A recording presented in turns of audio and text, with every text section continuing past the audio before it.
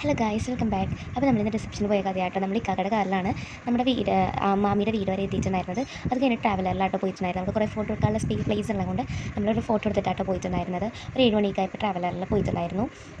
ഞാൻ ഓഡിറ്റോറിയത്തിൽ എത്തിയിട്ട് കുറച്ച് ക്ലിപ്പായിട്ട് എടുത്തിട്ടുണ്ടായിരുന്നുള്ളൂ. എനിക്ക് ചെറുതായിട്ടൊരു മടിയൊക്കെ ഉണ്ടായിരുന്നു, എല്ലാവരും മുമ്പിൽ ക്യാമറയൊക്കെ ഇങ്ങനെ പൊക്കി പിടിച്ചേക്കണം എന്ന് വെച്ചിട്ട്. അപ്പോൾ അവിടെ നല്ല എൻട്രി ആയിരുന്നു കേട്ടോ. എനിക്ക് ഭയങ്കര ഇഷ്ടമായി. നല്ല ഫോഗൊക്കെ വെച്ചിട്ട് നല്ല ലൈറ്റൊക്കെ വെച്ച് നല്ല എൻട്രി ആയിരുന്നു കേട്ടോ. അത് കഴിഞ്ഞ് കുറച്ച് അധികം നേരം നമ്മൾ അവിടെ ഇരുന്ന് കണ്ടിട്ടുണ്ടായിരുന്നു. അത് കഴിഞ്ഞ് നമ്മൾ ഫുഡ് കഴിക്കാൻ പോയിട്ടുണ്ടായിരുന്നു കേട്ടോ. ബിരിയാണിയാണ് നമ്മൾ കഴിച്ചത്. അവിടെ കുറേ സാധനങ്ങളുണ്ടായിരുന്നു കേട്ടോ. നമ്മൾ 3-4 ദിവസം ഈ ബിരിയാണി തന്നെ കഴിച്ചുകൊണ്ടിരിക്കുന്നു. 4 മണിക്ക് വരാതെ ഞങ്ങൾ ബിരിയാണി കഴിച്ചു.